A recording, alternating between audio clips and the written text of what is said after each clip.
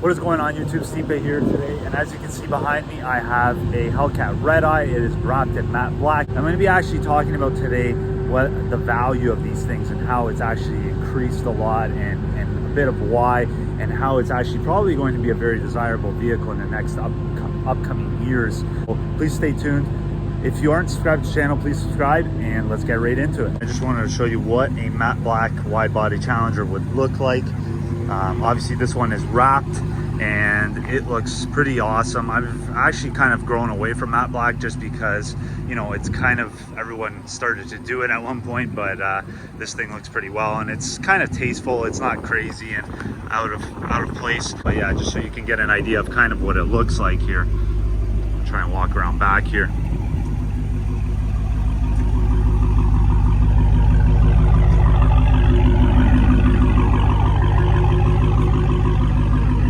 So as far as if you're in the market for a Hellcat or something like that, great. They have become a lot more expensive, and once again, in relation to what this video is about, the reason why they have become more expensive is simply because of their rarity now. And what's going to happen is they are going to become very desirable and very rare due to the fact that V8s are essentially being phased out by all of the manufacturers, really, when you think about it right now. You know, obviously the Challenger and the Charger are coming to an end. The Camaro is done. The Corvette is still around, obviously, with the V8, and then you have the Mustang as well that is still around with the V8 as well, but that's only for who knows how long. Let's be honest, it's all coming kind of to an end now, and it's a shame a bit. Will it maybe come back in maybe 10 years, right, to, you know, bring in a new phase and a little bit of a new taste of vehicles? Maybe, possibly. I'm sure by then it'll be a lot different. You're probably not going to have like the Gen 3 Hemi engines and the LS engines where they're pushrod V8s, most likely. You'll probably be dealing with something that's a lot more on the performance side as far as a V8 performance engine goes. Now,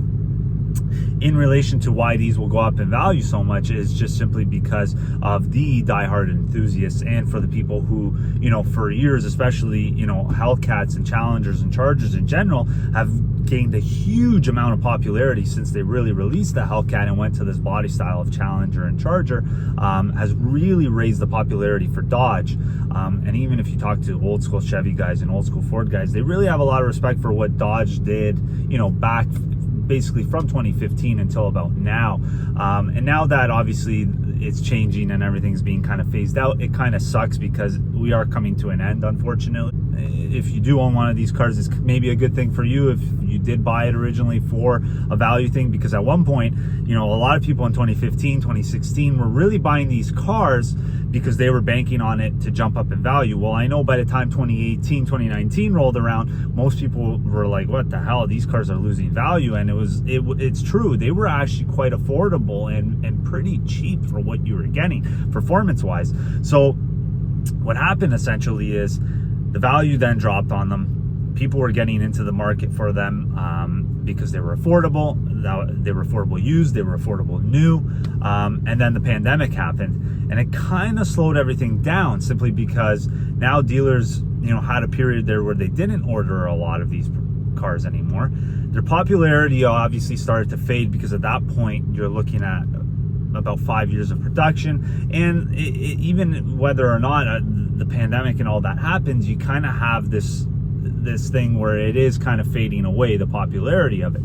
And then it's not until basically everyone kind of goes, oh crap, you know, it's gone now, you know, they're phasing it out, everyone's eyes have kind of opened up and they're like, crap, I gotta kind of get one. And now if you want to get one, you're probably going to pay a lot to get one if you're even fortunate enough to find one out there, and that's especially if it's new. There are used ones out in the market, I see them all the time. However, used ones have really went up in price a lot too, and you know, they did get expensive quite fast in the last 3 years. There's just a growing value in them because everyone knew that they were going to phase them out sooner or later, right? It was coming. It was about time that it was going to happen. And you know what, they finally did it. I gotta credit them, because for a long time, you know, they were really going the opposite direction of where everyone else was going. You know, they obviously have the TRX now, they have the Hellcat Durango, they had the Trackhawk. I mean, I might be missing one that I'm not thinking of, but and quite honestly, the only car that surprised me that they never really threw it in was the 300. I'm surprised they never threw a Hellcat motor in the 300. Obviously they had the 392 in it and that, but yeah, I mean, even if you own a Scat Pack or an SRT 392, even an RT for that matter, you're gonna actually see a lot of value in that.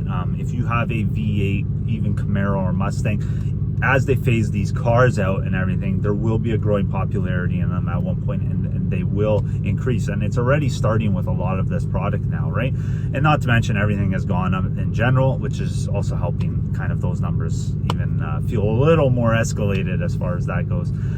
So absolutely, if you can get into the market in one for a decent price right now, I highly advise that you actually do, because you're not going to lose in this situation anymore.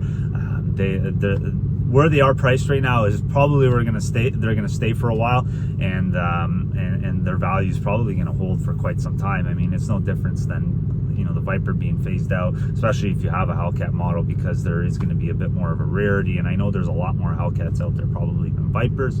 However, again, it's just a car that has 700 horsepower. In some cases, like this car here that we're in is a red eye, you know, you're looking at basically 800 horsepower, and it's insanity.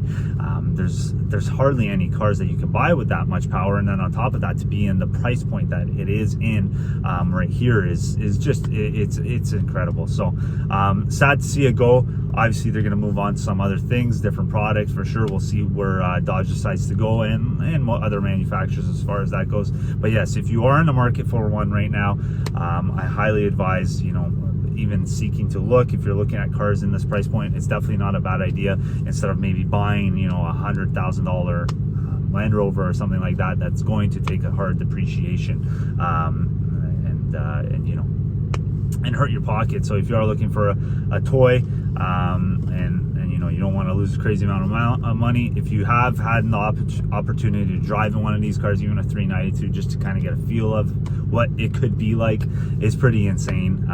And it is super addicting to drive one of these cars, especially the Hellcats. If it has that whine, even the exhaust notes, everything about these cars is just so incredible. Like I said, I would highly advise it. That's my video for today, guys. Please tell me what you guys think down below. If you have a Hellcat, if you've considered maybe selling it, if you're like, no, I'm keeping it forever, please let me know. If you like the video down there. If you're not subscribed to the channel, please subscribe. And as always, I'll be back with more videos. Thanks.